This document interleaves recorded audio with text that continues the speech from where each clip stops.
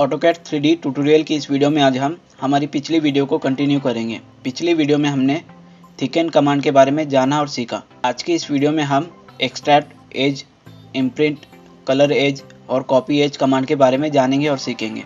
तो first option है extract edge. Extract edge command का यूज़ किसी भी 3D ऑब्जेक्ट के जितने भी एजेस हैं उसे एक्सट्रैक्ट करने में होता है।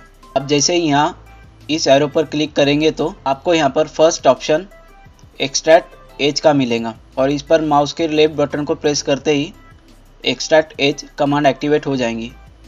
कमांड एक्टिवेट करने के बाद कमांड लाइन हमें ऑब्जेक्ट सिलेक्ट करने के लिए बता रहा है।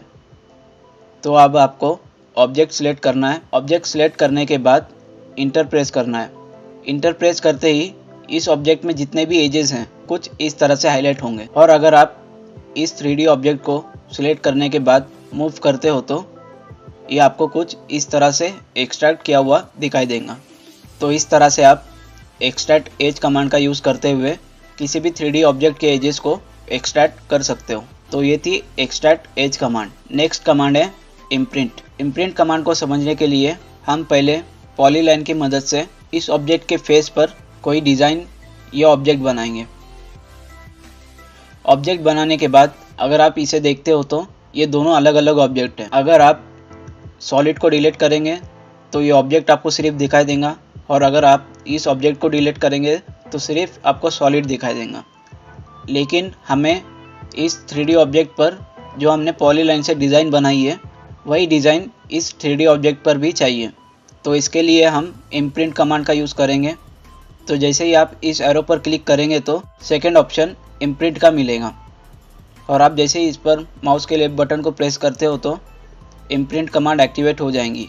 इम्प्रिंट कमांड एक्टिवेट करने के बाद कमांड लाइन हमें सॉलिड सिलेक्ट करने के लिए बता रहा है। सॉलिड सिलेक्ट करने के बाद कमांड लाइन हमें उस ऑब्जेक्ट को सिलेक्ट करने के लिए बता रहा है जिस ऑब्जेक्ट को हमें इस सॉलिड पर अप्लाई करना है। तो अब हम पॉलीलाइन से जो डिज़ाइन बनी है उसे सिलेक्ट करेंगे। सिलेक्ट करने के बाद आपको यस और नो का ऑप्शन मिलेगा। अगर आपको उस ऑब्जेक्ट को डिलीट करना है तो आपको यस करना है। अगर आपको उस ऑब्जेक्ट के साथ में जो आप ऑब्जेक्ट इम्प्रिंट कर रहे हैं वो भी ऑब्जेक्ट वैसे ही चाहिए तो आपको एन टाइप करने के बाद इंटर प्रेस करना है। इतना करते ही अभी आपको इसमें कोई भी फ़र्क नज़र नहीं आ रहा होगा, लेकिन आप जब इस पॉलीलाइन को डिलीट करने के बाद इस सॉलिड को सिलेक्ट करेंगे तो इस सॉलिड पर जो हमने पॉलीलाइन से डिज़ाइन बनाया था वही डिज़ाइन इस सॉलिड पर आपको इम्प्रिंट मिलेगा। तो इस तरह से इम्प्रिंट कमांड का यूज़ करते हुए आप किसी भी तरह की डिज़ाइन को किसी भी सॉलिड पर इम्प्रिंट कर सकते हो। तो ये थी इम्प्रिंट कमांड। नेक्स्ट कमांड है कलर एज। आप जैसे ही यहाँ इस एरो पर क्लिक करेंगे तो आपको यहाँ पर थर्ड ऑप्शन कलर एज का मिलेगा। आपको इसे माउस की मदद से एक्टिवेट करना है। कमांड एक्टिवेट करने के बाद कमांड लाइन हमें एज सिलेक्ट करने के लिए बता रहा है। तो अब आप इस 3D सॉलिड में जो भी आपको एज चाहिए उस एज को सिलेक्ट करना है। सिलेक्ट करने के बाद इंटर प्रेस करना है। इंटर प्रेस करते ही आपके सामने कलर कोडिंग का कुछ इस तरह का डायलॉग बॉक्स ओपन होगा जिसमें से आप अपने मुताबिक कोई भी कलर सिलेक्ट करने के बाद ओके कर सकते हो।